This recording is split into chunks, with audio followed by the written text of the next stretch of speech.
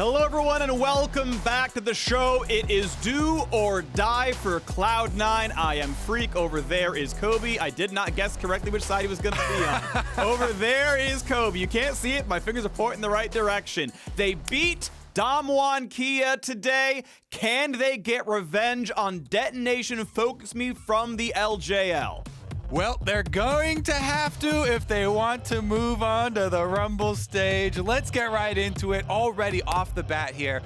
This time around, it's Cloud9 on blue side, so they get the luxury of more target banning Evie, who Evie has been so pivotal for DFM throughout the history of this team.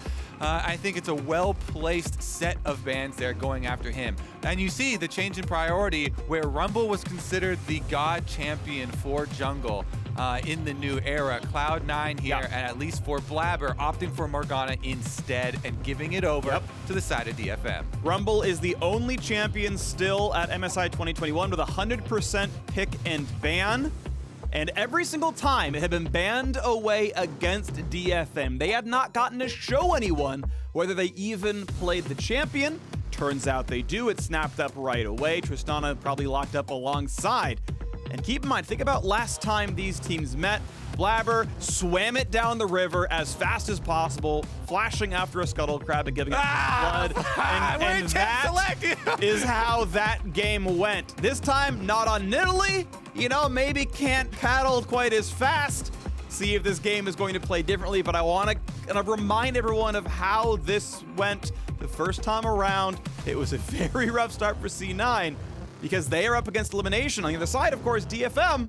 If they win this for the first time ever, for the first time in Japanese League of Legends history, their team will advance past the first stage they were qualified into. Back to Champion Select, though. What's really important in jungle meta right now, especially with these two extremely quickly clearing champions, is the power of your lanes to be able to push up and support you in your crab killing endeavors. Now, Tristana picked up here as the flex pick for DFM. Very well could go into the hands of Aria, but I actually expect it to be a bottom lane combination for Yutapon down there, along with this Alistar. Looking for possible kill combos here. This is definitely an area that you can play off of, even though both of these two teams in their successful games versus Damwon both kind of focus their jungle attention towards the top area of the map.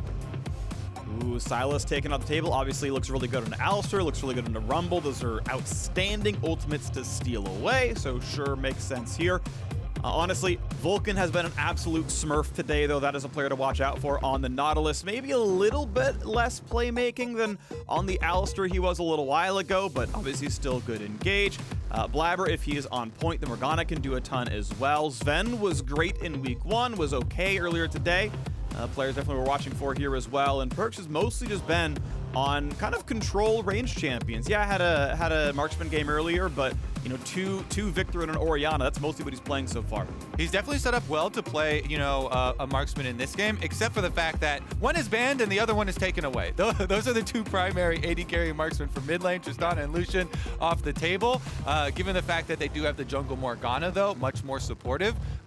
Morgana actually can also be very oppressive with ganks if you have other CC in the lane to set up the binding, because the binding is an extremely long duration. However, not easy to land on any pro player or any player with hands if you have no setup for it. So definitely could go one of two ways towards that mid lane. Thus far, you know, he has looked very good on stuff like the Victor, you know, the scaling AP threat from the mid lane, huge AoE teamfight damage. His movement has been extremely clean, and his placement of the gravity field, very big reason why they were able to take their game versus Damwon. He is going to have to go into the Zoe, so it's super long range. It makes you not want to pick stuff like Orianna that have to excel in mid-range, and he's gone for the other AD Phreak. It is not one AD carry. It is a melee AD threat here. It is the Yone coming back out for Perkz, one of his mainstays in the LCS. Very aggressive and very good AoE combinations. This is super strong team fight from Cloud9, and given the fact that they have Morgana Black Shield to deal with the Alistar engage, they actually have a follow-up here. Sett for Evie. This is one of the biggest carry champions for Evie, and with the buffs to AD scaling for Sett, this is a tremendous pickup for Evie. Talking to the LGL casters, they were going crazy for this. for him as an individual pick. This is definitely going to be a big one. Aria on his Zoe. Most played champion this year. Yep. Evie on his Sett. This is really big comfort for DFM. Plus a very powerful team fight comp here for Cloud9. I think both teams actually, in one of the rare situations, feel very good about their champ select going into this game. And it's the most pivotal game of this entire group, Phreak. Yes, it is. This is do or die. DFM, if they lose, they have a chance at still forcing a tiebreaker, but it involves beating Damwon and Cloud9 losing in their last match. On the other side, though, if DFM win, they are in. They are second place in the group. They automatically win the tiebreaker via the head-to-head, even if both teams are 3-3. And C9, they spent 4 bans on top side. Still had to blind pick top lane, and you're still gonna see Sett through for Evie. You love trying to dunk a Sion. If you time it right, Sion can immune that with the ultimate. If you time it right, Black Shield can immune that ulti. There's a lot that can go right if the timing is done well, but you would love to dunk a Sion. And look, we saw Fudge get a solo bolo in his previous game, but now he is against the boss, and this is going to be a little bit tougher for him because that matchup can look outstanding with those buffs to AD Sett. We are on to the Rift, do or die for the LCS's sole representative in Cloud9. DFM, can they make history with this roster? And the thing is, this champ select completely changes how Cloud9 want to play the game. Blaber should never go for these top lane plays. Morgana, Sion is not going to beat out Sett Rumble combination. So it is going to be a lot more looking to try and play for these jungle camps for this vision, trying to control the map for him, and then looking to set up either Perkz or the bottom side of the map. Meanwhile, DFM, Evie, he is a legend for this team and is definitely going to be a lot about how can they control this top triangle. Well, make sure to send us your tweets. Of course, tweet Verizon 5G, all chat. Honestly, I always love the like fan interaction in the middle of the game. So when you see a solo bolo, something pops off, I want to see it. We'll read it out on air. But right now, Cloud9 going for a bit of a late invade. I guess more of a mid invade. The camps aren't up just yet, but sweeper on, walking forward, get rid of any wards there might be, and then okay, keep going. Aria is spotted, sees them as well though. They will just barely not see the trinket ward. So they can expect that they're on vision, but ultimately not going to get rid of this ward. Still, though, it's going to be a well-timed invade. Yutapon, I mean, theoretically could steal, but regardless, steal himself. The Rumble already started top side, is not going to be losing any time here. And this is what I was just talking about. They want to split the map. Talking about how Blaber's never going to want to go towards Fudge's lane. Guess what, Phreak? Even 1 minute into the game, he doesn't want to go top triangle. Really intelligent move to try and split the map here from Cloud9. Ooh.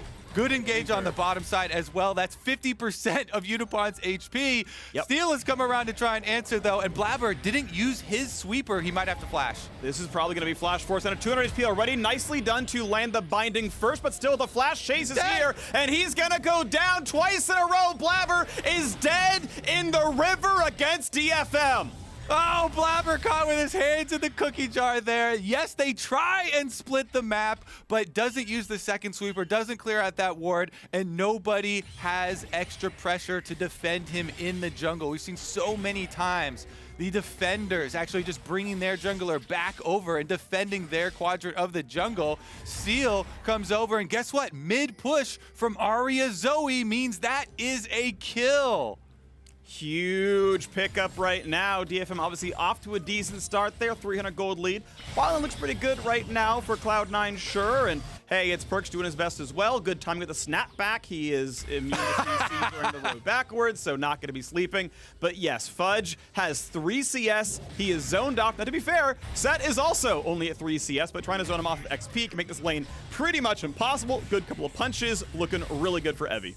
Yeah, as we talked about, talking up Evie's carry Sett top lane here, he's playing extremely well, zoning Fudge off a little bit of the gold there, but also gets into range, gets the extra harassment down, whittling down this Sion on the top side, so he has permanent priority. And even after killing Blaber, they are able to reset Steel up to the top side of the map and get this top crab.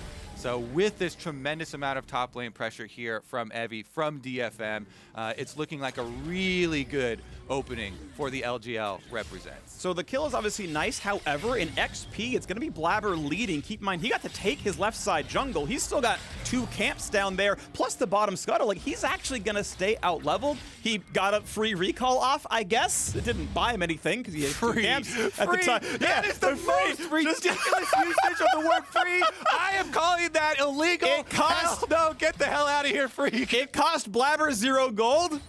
DFM got money. Aria got a ton of cash. But it didn't cost Blaber a cent. I have a very good tolerance for your bullshit, Phreak, but I'm calling that the limit, okay? Anyways, moving along there, Blaber is able to at least get the bottom scuttle crab and continue the pace of farming. To your point, one thing that does come of a lot of this movement through the early jungle pathing when you're trying to cover both sides of the map, as Steel was, you know, counter the bottom side invade, but then also still set up your Sett for success, get him alone time in the Sion on top side, get that top scuttle crab, and retain that pressure there. When you're using a lot of time traveling here, you know, every second counts for jungling. Jungling is an efficiency-based role. It's all about opportunity costs. And travel time, especially early on in the game before junglers have purchased boots, does come at a premium cost. It does. But the TPs come in, people coming back to the lanes soon enough right now as Fudge is on a bit of armor and a bit of health. Farm is equal up in the top side. Heavy, though, having yet to press that recall button, still having his TP to use. Nicely timed on the shield. They trade back and forth, but honestly, this is just sort of free damage for Evie. If you can do any poke at all that eventually TP back, that's just damage that's going to stick on Fudge that doesn't stick on you because you're going to heal back up anyway. You play it as long as you can. Right now, he's trying to hide in the brush, make it seem like maybe he did recall, but look, Rumble is on the way over, and honestly, just Ruby Crystal Cloth Armor, it's not the biggest tank stats for Fudge. I'm going to knock down the casters, needs to auto them each once. Very small gank window right now, because as soon as Cannon is gone, Fudge does not need to walk up anymore. And you see Blaber in the river right now. He was hovering. They even pinged, trying to help him push that wave, and this is so dangerous for Fudge. He's got to get out of there. He's going to put the ward down, sees the 2 on the roam. He's going to get pulled back, but has flash if he needs it. Sidesteps, TP coming back in. This could be a kill on the top side. He's got the shield, and that's already going to be a kill onto Sion, but it's traded back already. Plus with Blaber in, it's 2 for 1. Naka comes in for Perkz as well. Aria forced to run away. Cloud9 with the counter-gank. Get a 2 for 1.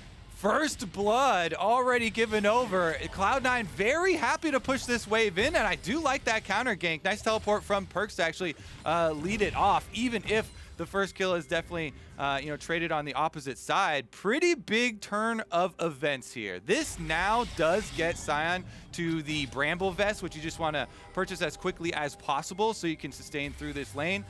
You know, getting that Grievous Wounds whenever Sett goes for the harassment. Here's another look at it, though. Teleport channeled very early from Perkz, Q channeled from Fudge, and even though he goes down quickly there, the 2 for 1 quickly picked up. Perkz, that Rumble's just injecting right into the middle of our screens, but Perkz is able to push that wave in for him as well, and it's actually a CS lead on top side and the aftermath. Nice little brush play by Vulcan, gets an anchor in, but doesn't mean too much damage overall. Honestly, Zven and Yutapon similar in health. We'll say that Zven got a better recall overall, boots plus a Noon Quiver, obviously quite a bit stronger, so they want to play this lane out as long as they can. They don't want to let Yutapon get a recall off because they want to keep the item advantage, so Vulcan constantly wants to play up, constantly wants to keep the Tristana from getting what she wants done. See if that can even happen, but it should result in a slowly growing CS lead for Cloud9. It's +4 right now. You expect it to grow until the items re-equalize. We can check in later on. And still then, we've got bot pressure, and that means the first dragon can be attacked and started. Perkz on his way over as well, and Cloud9, yeah, comfortably in a 4v0, going to claim the first dragon of the game. Yeah, in the aftermath of the top side play there being so beneficial for both Perkz and Fudge because of the fact they get to push in the minion wave after, because of the fact that Perkz is able to get the kill credit there on at least one of them, it is going to be a completely different story as far as mid lane priority nowadays. You know, early in the opening, we saw Aria able to push out the first couple minion waves there and follow up with the counter invade, killing Blaber. But now Perkz, you constantly get to go for this harassment onto Zoe. All they need is a little bit of vision on the sides. And you can see already the wards both in the river and in the bottom, just above the banana brush there for Cloud9, allowing Perkz the opportunities to go in for this harassment and take away some of these angles for Aria Aria to try and find some picks with these Sleepy Trouble bubbles. Fudge, though, he does have flash still.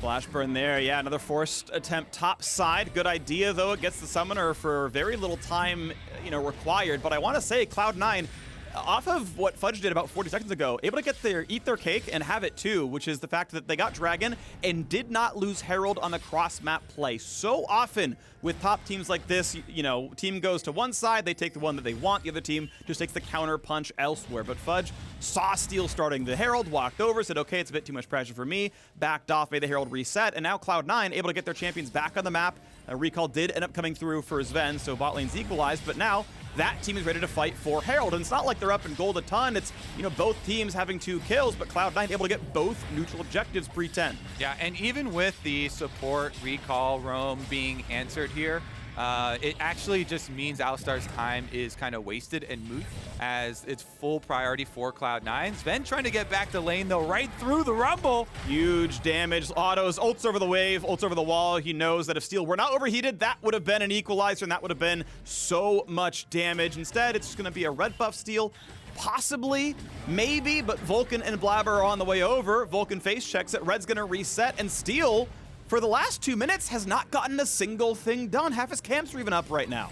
Definitely lagging behind as far as the early investment in travel time to try and cover topside, but then the topside play also afforded Blaber so much extra time in farming. He got 2 extra camp lead in the aftermath of the top lane play, and he has not stopped. You see him every single time we have the screen scrolling up here. He's double camp farming on Morgana. This is one thing that we saw a couple of junglers in the first couple of days at MSI messing up the spots. There's an easy spot between Blue and Gromp, plus there's a very easy spot between Red and Raptors to farm both of these camps at the same time, and you should almost always be doing this on champions like Morgana, like Fiddlesticks. If you put a lot of time in on those champions, you know the spot extremely well. Blaber has nailed it this time. We kind of were making fun of him for some of the early game plays that he had make, fingers fumbling on stopwatches, messing up this exact thing where he was not getting the double camp farms.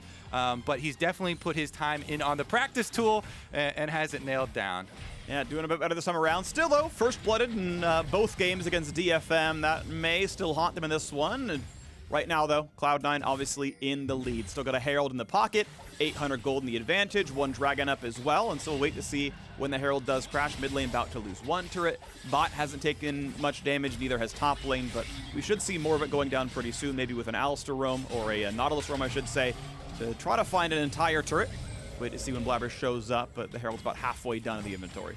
Now, the thing, too, when you have invested some of your draft priority in things like the Rumble, if you're unable to get the Rumble off to a good start, to a good clear and keep pace, you lose a tremendous amount of value. You see how far he's going to lag behind in trying to complete his Night Harvester, and you're facing into a team with 2 very strong engage tanks in Sion and Nautilus, backed up by a Black Shield. Here we go, though. There's one of the strong tanks with the very courageous charge away. Coward! He refers to himself as he does not fight Sett under a turret, but a nice setup by Evie, right? That was a good stun into the backwards ulti. Sadly could not block the ult out. Keep in mind, Fudge did not have flash. Evie could have maybe flashed, but might not have been enough damage. So here comes the mid lane charge. It's actually going to be, 3 turret plates taken at once, as there was still a sliver on the first one. Perkz did need to E forwards, otherwise all of the gold would have gone to Blaber. We can see based on how the scuttles have been handed over, Perkz is the one who's supposed to be getting all the gold and XP, 5,100 in his inventory. Just now makes up for the first blood Aria got 10 minutes ago. And speaking of Aria, this is one of the players I really wanted to highlight for DFM because, again, he is on his Zoe, most played champion this year, extremely proficient, and especially the mid-game transition for this champion. You see so many times Aria getting these key bubbles leading up to Dragon number 2, to Dragon number 3, and getting those picks that DFM need to try and make comebacks in games like this. So, gaining Aria time to roam from mid to try and look for those bubbles is going to be key for this team because they still have, very, very good scaling options as far as their damage output. Looking towards bottom lane, kill combinations, definitely possible there with the Tristana Alistar. Problem is, though, as we said before, Perkz keeps pushing Aria in, so he can't gain that time, can't get unlocked. Needs a little bit of help. to push out the minion wave to get unlocked and be able to look for those picks for the team. Alrighty, well, we go into the mid game here. Closer and closer to 15 minutes, an easy checkpoint to check all our gold off of, and it's still a 1,000 gold lead for Cloud9, now 2-0 on Dragons. Herald indeed take roughly 2 plates. 2 plates on an auto attack functionally is what came through on that one. It counted as 3, and that's the gold lead right now. So a solid mid game, certainly much better than it was. DFM heading into the day had gold leads against every single team they played. They could have easily been 3-0. Finishing off the first day. Instead, obviously, they slipped against Infinity. They slipped against Damwon as well, but honestly could have been in such a better spot, but couldn't turn their end games into victories in the most part. Cloud9, though, after a comeback win against Damwon earlier today, seem to be getting better and better at their late game plays, and it leads you to be confident that they can kind of move this one forward. Yeah, definitely shrugging off some of the missteps from the opening games, where it caused a lot of fans and even players from opposing teams to come out and kind of call them out. But Cloud9 looking so much better today overall. This is another look, by the way, where they've transitioned into having Fudge on the Sion. This is something they dipped into as far as their pool of strategies in the LCS and in playoffs at times as well. There were so many times throughout the season where Cloud9 were like, okay, Fudge, we're going to hand him tank Gragas top or something like this, and then focus elsewhere on the map for the hard carries. Here's the teleport in. All right, headbutt backwards, but the bind's still going to land on Alistar. Does not want to burn his ulti just yet. Wasn't taking too much damage just yet, though. Into the back line goes the Sion. Big damage, dunked back, but Steel is going to drop. His flash is already burned. And a quick root on Evie. Oh, that's going to be a kill back, though. Fudge taking a ton of damage, a 1-for-1 as they both lose a important member of the team. But hey, it means a chicken steal as well. Yep, always happy to get the chicken steal. Honestly, though, DFM, that counter kill onto Fudge was so big as he's just channeling his Q there in front. Aria pelting him down, and that means that Cloud9 lose any priority they wanted to get off of that pick on Rumble, who is, as in this stage of the game, like we talked about, so vulnerable of a champion. Does not have the safety of stopwatch. Without the flash, he's not going to be able to play the front lines at all, so is going to have to watch his positioning for sure. Even with the binding landing there, still nothing for Cloud9. Perkz, though, in a 2v1. Down to half. Not going to be sleeping just yet. A second ago, Kazu, by the way, had to burn ulti off of a bind W from Blaber. Was afraid of getting maybe Yone ulted, and so popped at about 600 health. So that cooldown's gone for a little bit. That said, Evie, is he going to get this red buff steal? Perkz not going to have the easiest time. Gets the red, though. Gets the knockup. Goes in for the fight. And ulti coming around behind will not take any shield damage. Stun comes back. Has to run away. That's going to be lethal damage. And Evie goes for a fight that he cannot win. Thanks for the red buff right there. Perkz picks it up with the bigger gold cash in. Perkz, Yone on full display now, Phreak. He got set up so well with the top lane play, teleporting in, communicated by Fudge and turning that one around. But now really getting to shine with the shield bow. He has full confidence to take down Evie. Not enough threat there for DFM. No backup for him on that red invade, and Perkz is very happy to take not only the kill, not only the red buff, but also mid lane tower going down makes it 10 times more difficult for the Zoe to accomplish those mid game bubble picks that she wants to go for. Again, yeah, just ulting right through. So missing ping to mid fight. He's like, wait, you let me press E, just hit you? Oh no, this guy's already doomed. He's like, this guy's inting, and sure enough, 6 seconds later, he's dead. Okay, NA fans, if you missed the Dom 1 game, you missed a treat, but you woke up to the game you needed to see happen. This was the must-win game for Cloud9, and it looks like they have turned the corner. 3,500 gold lead, 2 unanswered dragons. You don't want to curse them, but they are favored now in this game that they had to win. You were nervous. You can let it settle down a little bit. Oh no, what have you done, Phreak? Now with that, it's all gonna come crashing down. Honestly though, Aria does actually get hit with the binding. Very easy champion to land those on. As far as the start point for the ultimate, as well as the return point. That is gonna mean Cloud9 move into the river, already have the Scuttle Crab. Had them having presence first here with a Sion, Fudge can basically fill up the entire entryway point to the river. Here's the teleport in, though. Sett going to be behind enemy lines. Can he get the angle to dunk the Sion? Ooh, bound, though. Fudge pops the shield and actually burns Flash get away. Evie's going to let the Grit decay. Didn't have a good shield target regardless, but Cloud9 now seem to own enough of the map. They've got a Herald Summon in mid. They walk right into the river. Aria tries to find some poke. Not going to find a ton. Perkz, is he going to jump the wall? No. Going to play it a bit more safely. They see Alistar in mid. They saw Tristana crossing towards top. They know, all right, nobody's defending this one. Dragon number 3 is ours. And DFM, if they want to eliminate Cloud9 and guarantee that they advance, they got to find a way to turn this game back around. Evie now stuck under the turret, down to half health, and who's going to tank it first? Vulcan going to do so. Just going to sit there on the corner and let the damage come in for Zven. Shield comes down. Drop the aggro. Zven a bit low, but not going to find the ult target. Nice kill picked up. But Perkz, be careful. Oh, Steel's going to try for it, but it's way too much. The overextension, and Perkz solo kills the help of a turret. Oh, Steel cannot catch a break this game. Rumble looking pretty balanced in this one as they go for the tower dive. Again, because he's so far behind, only just then had completed the Night Harvester. Still, no stopwatch picked up, not even close to looking towards an hourglass or anything. And that is going to be more falling here for DFM. Look at the attempt, though. Ultimate starts it out, lands both harpoons, trying to get that chase down, trying to get Alistar in range, and does flash for it.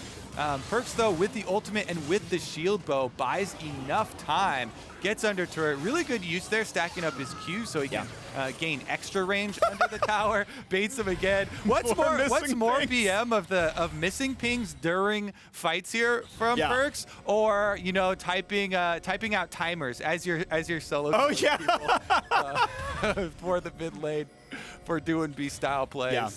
I want to shout out also a mechanic thing that Perkz did. He did not press E until his solo unbound was going to be anchored under the turret. If you press E right away, they're like, cool, we'll just wait here and group up, and we'll just kill you when you snap back and play it defensively. By only snapping out once it was under the turret, it meant Steel had to dedicate to the play or leave early. So well played there. Ult, flash, pop the shield bow, then press that one late. So a well-played disengage, and yeah. Missing ping solo kills are the name of the game right now for Perkz. 2/3 of his kills have been this. All right, name of the game for DFM, though, is going to have to be find a pocket of Fog of War. Oh no, they've been found out! The pockets, ooh, they're going to be unsown. Glock away. Okay, a couple of wards going down, but they can walk right back in on Cloud9's side. And Kazu, he's going to drop Blaber. Finds one little bit of damage coming through from Zven. Ultimately, it is a trade kill, though. Aria found the damage, took out Blaber, and that means no jungler on Cloud9. Means that they want to look at Baron, they cannot. 2.5 minutes, though, until Mountain Soul. And with the 4,000 gold, that's going to look good. Perkz going to find Evie on the way over. Careful, though. Rumble is nearby, and Aria could come down as well. So Perkz, did he bite off more than he can chew? Nope, he's going to go right back in, actually, for the Another play. bite. And snap back. The second bite might be a little too much. Huge play by Evie. Forces Perkz back out. That dunk is huge, but is it going to be enough damage, though? Perkz gets back over the shield, but he's going to burn down the shutdown. Kill gold goes to Steel. And the second bite, way too much for him there, though. Perkz getting very overconfident with the success that he has had thus far in the game. And a really nice punish. You call out from Evie, able to dunk him out of the ultimate and secure that kill. These are the kills that DFM need to get back in this game. These are the reasons that you don't curse Cloud9 like Phreak did.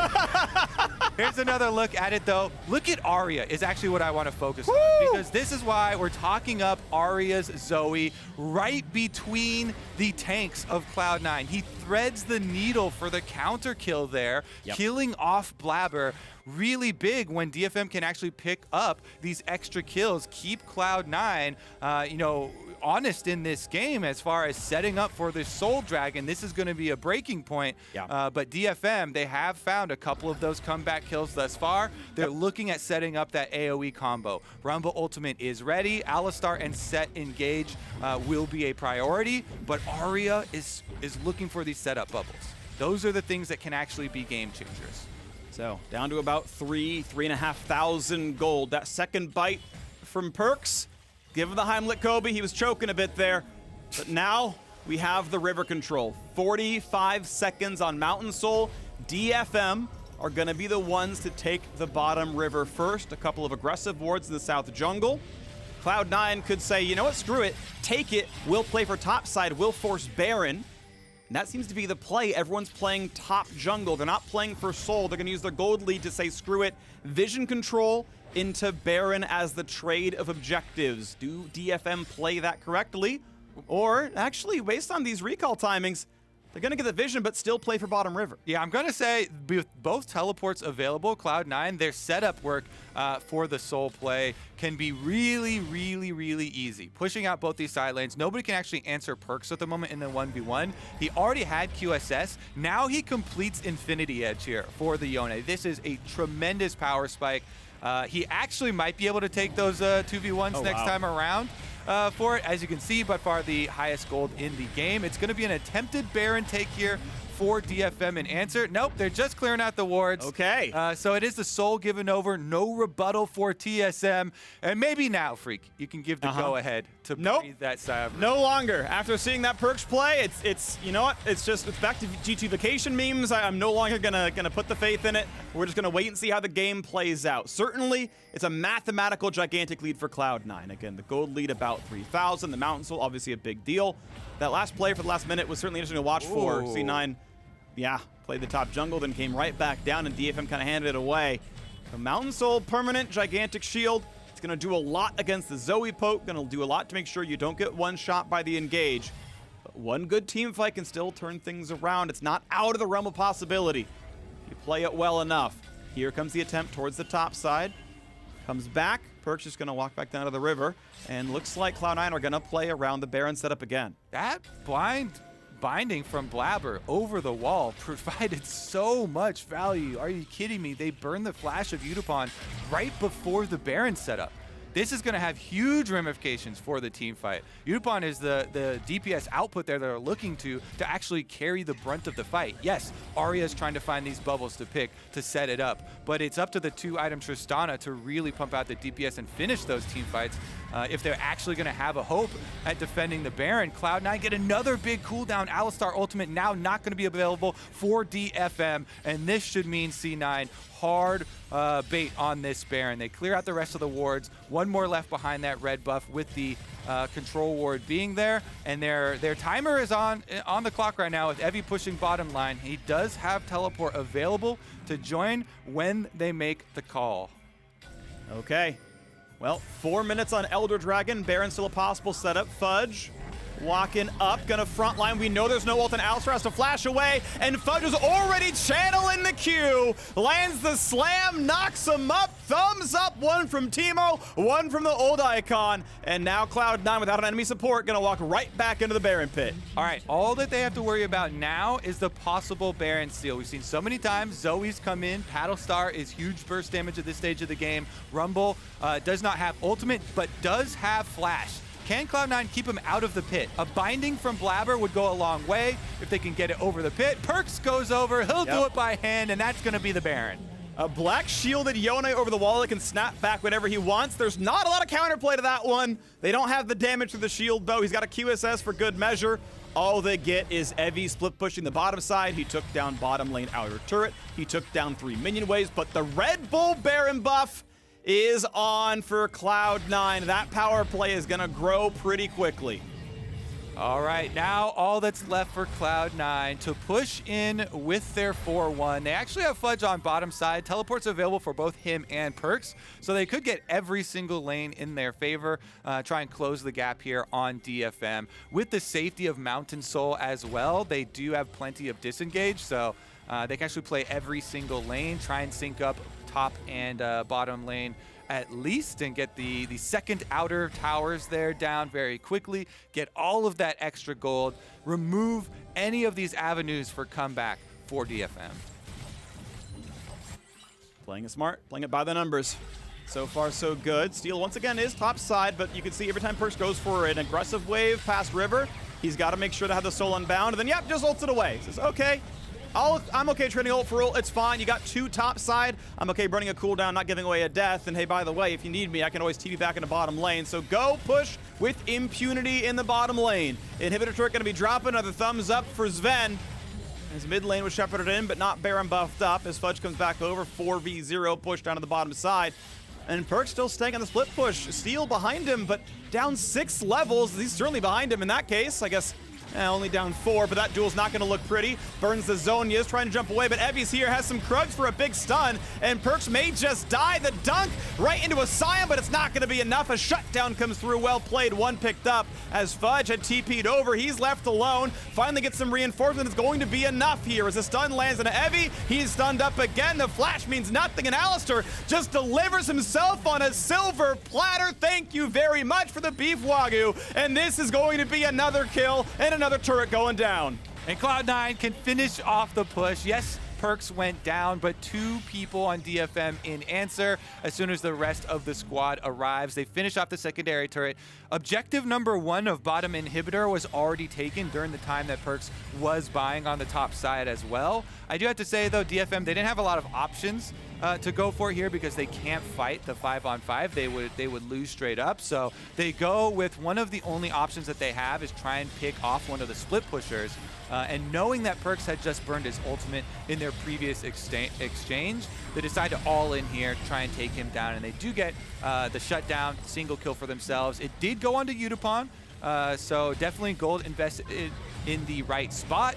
But again, we already know the aftermath. Once Cloud9, the rest of them rotate over, Binding goes out, C9 finish it up, still huge lead, and it's gonna get bigger. That was the new X Effect replay, and now it's going to be even more kills. Just Alistar death and Alistar death. These tasty Japan known for their beef, and again, Blaber gonna acquire the taste. And okay, Steel, good luck, buddy. Knocked in the air by Nautilus. Yeah, Aria's around, but well, we're just gonna go for even more. Nice pickup there. Zonia's pop is gonna buy 2.5 seconds, and Fudge, he's just gonna recall in front of Trist. That's how fed the tank is. He can ignore the marksman. Yone reaches the back line. It just keeps going. Cloud9 gonna find their 3rd win, gonna find their revenge kill on DFM, but they cannot yet breathe a full sigh of relief. It is still possible for a tiebreaker.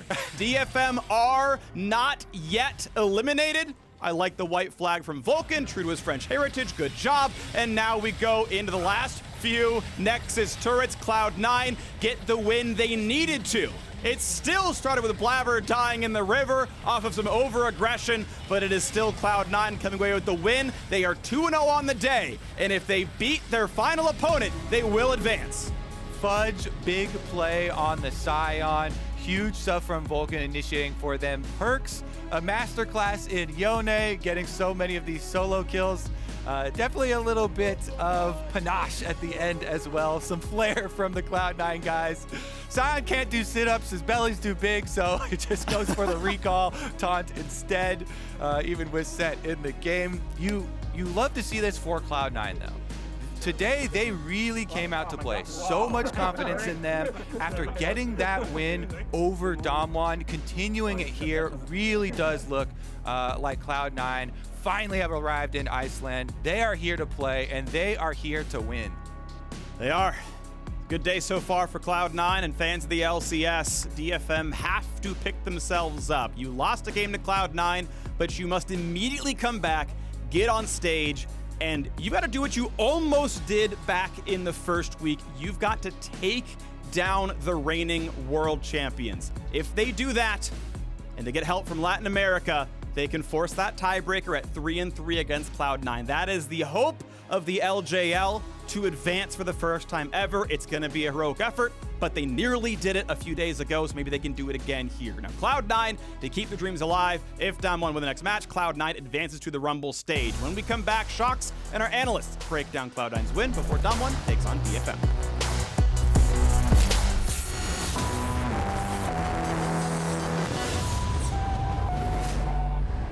Dear me, I just wanted to tell you that soon, everything you know will change. You're part of the breakout, part of an elite group of individuals that launched a global movement. The pioneers that changed the sole definition of a gamer. I'm you, from the future, and I just wanted to tell you that your future will be legendary. Exceed the game, unleash the future.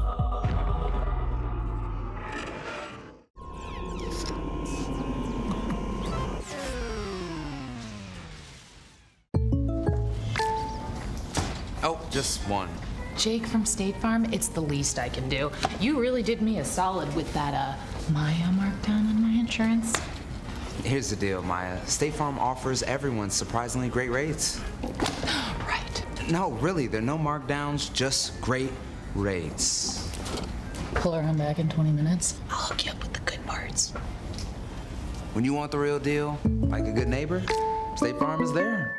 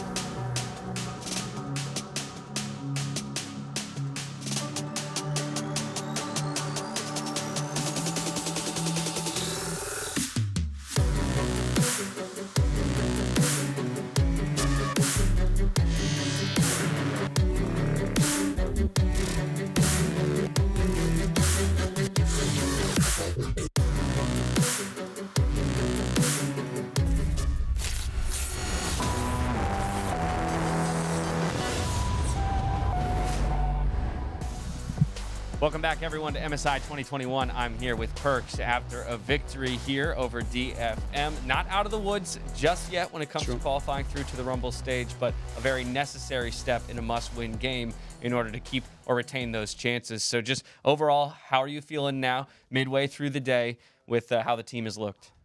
I'm pretty happy. We are showing better play today. We are playing as a team pretty well. Doing one play at a time, you know, making plays together. I think we are just on the same page now as well, and we have good drafts as well. So I'm just very happy with our play today, and that shows us, it gives us more confidence going into the Rumble stage as well, assuming we'll make it out. Yeah, assuming you'll make it out, and we'll probably discuss a little bit about that in a moment, but there was plenty of criticism coming out of the first round robin for the performance put up by Cloud9 1 and 2, but the nature of these international events is in those best of ones, you drop one game that maybe isn't expected, and your chances are endangered, but you have a wealth of experience on the international stage, so how are you feeling coming out of the first day, or the first couple days of play at that 1 and 2 record? I think fans can sometimes just be like overwhelmed by, I guess, losses or something. I think if you're a somewhat rational person, you can see that our game 1 against that one was pretty decent. It was just like literally a bit unlucky, you know. If we got that Dragon and Crab in the early game, maybe the game would look different, you know. And then our game against the other team at DFM, the second game draft was just like super honestly unplayable. That draft is like we have 4 champs with 0 CC. So I think that it's just like that kind of draft we can win if we are like much better players than them, you know. But it's like everyone in this tournament is pretty decent. They're here for a reason, right? So I think that people just like to draw conclusions too fast, and I've been in these kind of situations before, so nothing new there. Yeah. Well, continuing on that kind of line of thinking with the international experience, a couple other players like Zven have a wealth of international experience, and everyone on your team has made it to the international stage before, but you more than anyone else. I think this tournament, though, has at least surprised many in terms of the way the meta still feels very much undetermined. You've got picks across all different lanes, the jungle as well, and pools that seem very wide. And as you try and balance that around adapting to the tournament meta, but also keeping your own identity, you know, what's that process been like? What are the discussions with the team been like in terms of finding what's working for you guys? I mean, I think we just came here with like a little bit of, I wouldn't say wrong attitude, no, like wrong read. It's just like we thought, for example, Blaber's words, not mine. Udyr seems pretty bad right now. Like it's pretty bad, and now he's like the highest winner jungler, and everybody's playing him, and he's like OP as fuck still. Yeah. So that like some kind of like things like that made us draft differently and try different kind of drafts, but we weren't as good on those, obviously. And then I think it's just like it's always like that international tournaments at the beginning. Like you don't really know what's up, and as of right now, I'm pretty confident in the meta. I think I know what to play now, mid, and what is good. And if the other teams haven't figured it out, you know, sucks for them. But I think that I have a good idea on what comps we should be playing to beat the other teams. So I'm just excited for a run, yeah. Well, the Yone looked damn good in this one, and I did talk to Blaber after the first game today, where he kind of mentioned, no, I had it. I was going back to Udyr and things that can get stuff done in the early game. Perkz, I want to let you go and get back to the team before your last game today, in which, if you do pick it up, you will be moving on to the Rumble stage. But thank you again for taking the time, and best of luck. Thank you very much, Dash. From here, we're going to head back to Sjokz and the crew to break this one down. Thank you very much, Dash, and thank you, Perkz, and welcome back to the State Farm Analyst Desk. Emily, I know that everything has not been decided. I know that DFM still has their game versus Dom1, and C9 also have their game versus Infinity, but it seems to me that they have turned a new leaf ever since that win versus Dom1, or possibly even before that, and what Perkz now says as well, their read on the meta, their read on what will work for them. I think it's interesting you say read on the meta. I think they are playing better, but the read on the jungle meta and this group specifically is so interesting to me because they do not believe the same thing I do, which is that Rumble is like the must pick if it goes through, especially like on blue side. They actually believe that Morgana is stronger, and I don't know if it's because I think Canyon has a lot better showings on Morgana than he has the Rumble in this group, or if it's something that's coming out of scrims, but this group specifically seems to really favor the jungle Morgana. And despite some slight early hiccups in the jungle, I think Blaber is showing that he's increasingly more comfortable on that pick as well. And as he said previously, anything where he's going to be more comfortable, they're going to be pairing it with an AD mid that Perkz can play really well, like the Yone. They're going to look a lot better and a lot more confident. Yeah, I love that you took it there, because indeed when we look at the other things that happen in the other groups, it's going to be a different story once we get to the Rumble stage. If C9 get there, and it's looking likely right now, you said it there to Yone, he said, I know what I want to play. Well, if it's going to be Yone, I think the North American fans will be very, very happy. Upper player of the game for this one. Perkz, and as always, you don't win the game by himself, but Grabbz, he had a fantastic game, and it tremendously helped. Yeah, of course. Here in this mid matchup, Aria doesn't have TP. He saves it for this play. I also think that the draft from DFM wasn't optimal, but again, Yone was a really good pick here. He played really well. He had one hiccup on side, which can happen if you're fed on a Yone champ, because you always feel safe. But besides that, he controlled the space, he controlled his lane pretty well, gave his team always an out of the playthrough, so deserved play of the game. I agree, and yeah, he even got out of a couple of very, very sticky situations where he got attacked, and DFM really, really wanted to chase him down. But Emily, it almost seemed like it was tunnel vision for DetonatioN FocusMe, and honestly, I don't recognize this team compared to the team that took it to Dom1 almost, and that beat C9 last time. What happened? Well, I think you saw, because there was a really interesting thing going on topside where Evie was again, I don't know exactly what happened in level 1, but Evie was again, I assume, contesting the wave very, very heavily. So there was a point where he was actually at level 3 and Fudge was at level 1 because he had zoned Fudge so far off the wave. And yet they were not able to capitalize on that pressure. Blaber was actually still able to have a significant CS lead up over Steel despite the kill that they had. And I think what happened with DFM and a lot of the better plays that they did have in this game, whether it was, you know, that kill onto Blaber in their own jungle, a couple of kills they got, like the side lane one on Perkz, the waves and the map was always in a state where they couldn't retaliate, right? And that actually became a huge problem increasingly throughout this game. And I'm so glad you brought it up because Vedius is going to jump into exactly how the jungle pathing and how the lane state influenced this game in the neighborhood tactics presented by State Farm. Take it away, Vedius.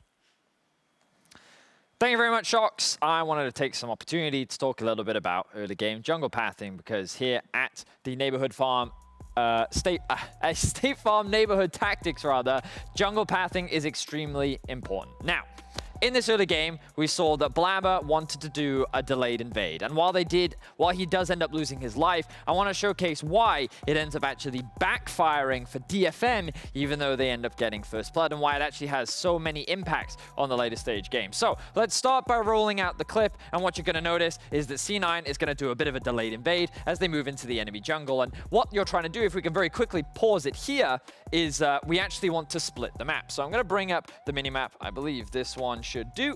And I want to highlight exactly what's going to happen. So the general idea is that by doing this delayed invade, you create this split map where the Morgana is going to do this top side clear, and then she's going to transition from the top side into the bot side, clear this all up, and then basically what it's going to guarantee is that your bot lane has permanent priority so that the Rumble can basically play through top, which is fine for Cloud9 because the Sion is the weak side of the map. However, they change up their plan, DFM, because they know exactly what's going. So Steel basically skips his camp, knows that he can actually win in the early skirmishes, and believes he can get here as we now roll out the clip. So watch as he's now going to go in for this fight against Blaber, get this initial kill, and now pause it here once again. So the thing about this whole split map is it actually allowed Cloud9 once again to get this priority in the bot side of the map. So why is that actually significant? Well, what it means is because they were able to push in this wave, they could collapse in first. So Rumble's decision to move into the enemy rafters and not actually secure the big rafters means that Rumble is still level 2. He doesn't also clear out these wolves. So he's now going to path up towards his own raptors, and this is actually going to give the opportunity for the Morgana to actually do a full clear from topside all the way through to bot. So as we now roll out the clip, you'll see that Steel, still level 2, goes up towards the top rafters, still level 2, while the Morgana is now doing a full clear from topside all the way down to bottom, while Steel will actually get himself the Scuttle Crab. Notice that Blaber at this point at the end of the clip is actually level 4, and once again, going to bring up the minimap for you and just highlight that he still has all these bot camps that he's can clear, right? And the whole thing about the pathing is notice that Rumble's now pinging the wolves that are still level 1, has to actually go and clear those as well. Now the Gromp is like, the whole pathing for Rumble is completely screwed up, and the jungler will know that like, oh, like what is even spawning next? The Raptors are going to spawn, and then the Krugs are going to spawn, so where does he path? And because of all of this, he didn't have an optimal pathing for next Drakes, for Rift Heralds. He couldn't get proper cross maps, he couldn't funnel the resources where he wanted to. So while Blaber did end up dying early, it ended up actually hurting Steel way more than it did Blaber, just because of how his suboptimal pathing ended up screwing over their whole early game. So that was a huge deal for DetonatioN FocusMe in the early game, and it really did cost them a lot. So DetonatioN FocusMe will now be going up against a DK in our next match of the night, and it's a very important one for them if they still want to stand a chance. So we're going to be right back after this break.